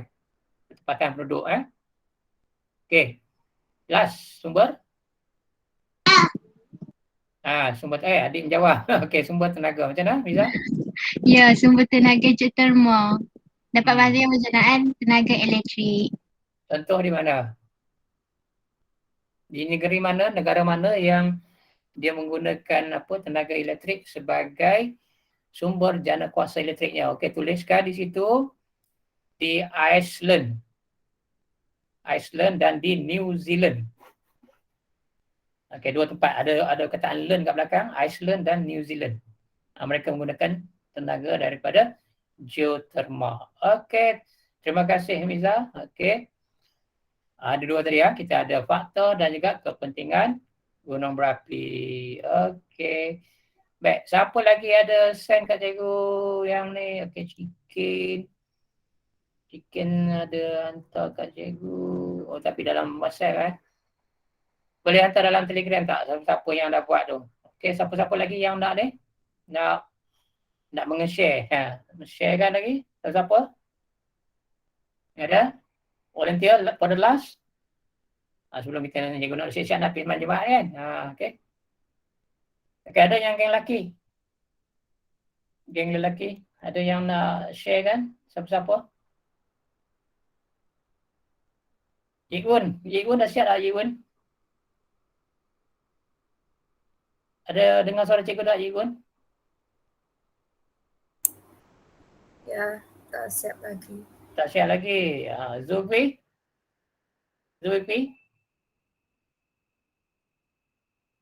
Sudah siap ke Zulfi? Boleh dengar suara saya? Zila, dengar suara cikgu tak? Ya, cikgu tak siap lagi. Okey. Azila nak share tak? Dah siap belum Azila? Tak siap lagi cikgu. Tak siap, okey. Siapa yang dah siap lagi? Noim, ada dah siap dah? Lagi. Tak siap lagi. Nazmi siap Nazmi?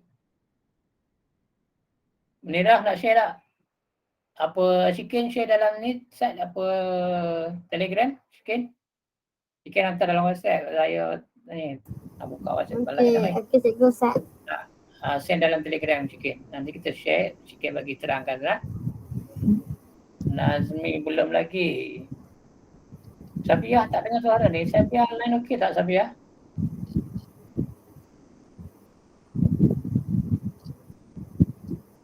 Atau Shikin nak share dalam ni terus ke? Boleh juga kan? Tak ada cikgu. Slow. Okey, hantar dalam Telegram. Mana Hantar belum? Set, tak ada gambar. Tak ada gambar? Snap je. Snap hantar dekat Telegram terus.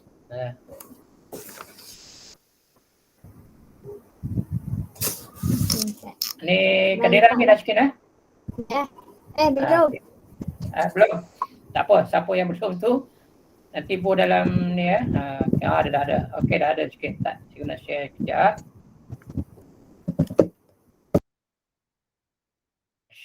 Share. Jangan tak share. Okey, kita share yang sikit punya. Sikit faktor yang ni sikit dia buat macam ni. Okey, dapat dah ni? Nampak. Okey, nampak. Sikit cuba terangkan sikit macam mana? Kita lalu for the closing. Faktor gunung berapi ni ada 5. Yang pertama faktor menyebabkan gunung berapi berbeza bentuk dia. Sebab faktor yang pertama. Faktor yang menyebabkan gunung berapi berbeza ni 2 je. Tinggi atau rendah. Itu je ya. Ingat ada bentuknya tinggi, ada bentuknya rendah. 2 tu je. Kalau orang tanya bentuk apa? Pasal apa dia beza? Beza dari segi apa? Bentuk. Satu yang tinggi, satu yang rendah. 2 tu je yang penting. Lepas tu baru kita cerita faktor-faktor dia. Okey, teruskan faktor-faktor dia. Faktor yang pertama tahap letusan. Okey, letusan yang besar menghasilkan kawah yang besar dan gunung berapi yang rendah. Kalau letusan yang kecil dia menghasilkan kawah yang kecil dan gunung berapi yang tinggi. Betul tak cikgu? Okey, boleh. Tapi nanti bagi contoh lah. Tulis dekat ujung-ujung kawah yang besar, gunung berapi yang rendah. Kalau boleh cari nama-nama gunung dan ataupun nama tempat tu supaya nanti bila kita jawab soalan, kita boleh bagikan contoh sebagai mengukuhkan kita punya huraian kita dah. Okey, nanti sikit bubuh yang lain pun nanti bubuh Contoh lah. Contoh okey, teruskan jenis larva. Okey, Jenis sikit. larva. Sikit. Bukan larva, L-A-R-V-A. Larva is ulat. Silap cikgu. Ulat, larva, R tak ada Larva, dah. L-A-V-A je kan? L-A-V-A saja, dia tak ada R. R tu Silap. ulat. Nanti silap tulis pemeriksa gelap. Okey, larva. Ya, cikgu. Padam R tu Okey, jenis larva dia ada dua. Iaitu asid dengan base atau gali. Okey, kalau asid dia ada banyak besi kan cikgu kan? Dilikat. Dilikat, dia cepat beku. Lepas tu menyebabkan gunung berapi terhasil yang mempunyai ceru yang curam. Dia tinggi lah, gunung berapi tu tinggi. Tu ada kamu lukis gambar apa gunung berapi tinggi tu. Oh, tinggi sangat, jadi macam serombong lah. Salah pula kan.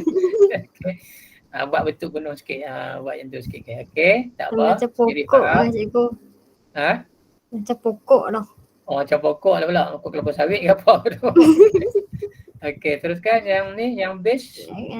Base ataupun akali dia lambat beku. Lepas tu dia mengalir lebih jauh. Lepas tu menghasilkan cerun yang landai. Kalau boleh tak payah lukis apa tu yang macam rumput bukan letupan tu lah. Buat saja bentuk dia tu. Bentuk dia landai, bentuk dia tinggi macam tu tak payah lukis yang letup-letup tu je. Okey. Alright. Yang tu piroklas bahan. Yang okey, 3 bahan iaitu piroklas. Piroklas tu bahan letupan yang dibebaskan. Itu dia ada 2 iaitu kasar dan halus. Yang kalau kasar dia menghasilkan cerun yang curam. Kalau halus menghasilkan cerun yang landai. Kalau bahan piroklas kasar maka cerun berapi menjadi cerun curam. Samalah. Okey. Alright. Lagi umur? Umur ni tua. Kalau tua bentuk kol akan lebih landai kerana cerunnya mengalami hakisan air glasir atau hakisan angin. Yang muda mana? Tua je dah muda. Saya tak buat tadi. Tak ada. Okey, tambah lagi nanti lah. Tambah hak muda punya. Okey, kalau muda tu maksudnya kurang mengalami hakisan apa, so bentuk dia macam mana? So bila kita nak bezakan bentuk tu, macam contoh tadi, tahap letusan, ni bentuk dia tinggi, bentuknya rendah. Sebab apa? Kalau jenis lava asid, lava base, apa bentuk dia? Tinggi, rendah, tinggi, rendah. Kalau bahan, bentuk dia macam mana? Curam, landai kan? Kalau umur, bentuk dia landai. Kalau tua, landai. Kalau muda, tinggi. Okey, kalau kekerapan letusan, kerap berlaku. Kesan kepada gunung berapi akan mempunyai kawah atau krater yang besar di puncaknya. Itu yang kurang letupan, tak tulis dah pula. Kurang. Dia kerap je. Yang kurang, dia kena compare lah kan. Yang kerap dengan yang kurang. Kalau yang kurang tu bentuk dia je lah. Bentuk dia gunung masih kekal, masih tegak dan masih lagi tinggi lah. Kan? Okay. So far okay, good. Thank you. Terima kasih semua yang dah share, yang dah bentang. Alhamdulillah. Nampaknya kamu dah faham tentang gunung berapi. So untuk lebih faham lagi, tengoklah apa bahan-bahan yang cikgu dah share dalam grup kelas kita. Ada banyak di situ. Okay. Ada banyak. Dan yang paling penting tu pergerakan plat tektonik tu dia merangkumi semua. Daripada pergerakan plat, pertembungan plat, terbentuknya gunung berapi, terbentuknya lipatan. Maka itu menggambarkan keseluruhan tajuk pergerakan plat tektonik. Okay. So kita berakhir di sini tentang tajuk pergerakan plat. Dan insya-Allah selepas cuti nanti kita akan sambung tajuk yang seterusnya berkaitan dengan kita nak masuk luluh hawa lah. Alright. Nanti cikgu akan cuba cetak buku ni. Kalau kata dapat bersemuka sekolah nanti, kamu main ambil kat sekolah. Kalau tak boleh secara bersemuka, kita secara online. Tapi yang pasti 6 atas dia akan bersemuka lah. Okay, 6 atas dia akan bersemuka. Kamu mungkin akan secara online. Nanti datanglah ke sekolah ambil buku ni. Boleh Okay. So ada apa-apa lagi nak tanya untuk kali yang penghabisan ni sebelum kita bercuti selama seminggu ni. So kalau masa cuti ni pun kalau ada apa-apa soalan boleh tanya lah. Jangan kata cuti saja lah. Cuti pun kena belajar juga kan. Jadi ada apa-apa nak tanya sila tanya cikgu, mesej cikgu. Okay. So, okay last, ada tanya apa-apa tak? So, kehadiran jangan lupa, kehadiran, masukkan kehadiran, buat dalam polls tu, supaya kita tengok siapa yang hadir tak hadir. Alright. Boleh? Ada soalan tak? Last. So, siapa nak tanya soalan? Ada. Okay, tak ada. Lagi? Yang lain? Ada soalan? Tak ada, cikgu. Tak ada, alhamdulillah. Okay. Ada nak tanya apa-apa? Last. Tak ada cikgu. Tak Ada. ada cikgu. Tak Tak faham ah? Faham. Okey, kalau dah faham, alhamdulillah kita stop setakat ni. Kita nak prepare, nak pergi sembahyang jemaat, nak solat, nak mandi dan sebagainya. Pada yang pergi sembahyang jemaat, pergi sembahyang jemaat yang perempuan solat di rumah. Okey, so kita jumpa lagi pada minggu yang kedua lepas cuti ya. Pada 22 hari bulan, insyaAllah. Di samping tugasan yang cikgu dah bagi tu, buatlah masa cuti ni, buat pelan-pelan. Okey, secara berkumpulan nanti kita bincang. Boleh kelas? Boleh. Boleh cikgu. Tak ada apa, kita berhenti setakat ini. Assalamualaikum warahmatullahi wabarakatuh. Okey, cikgu. Terima kasih cikgu.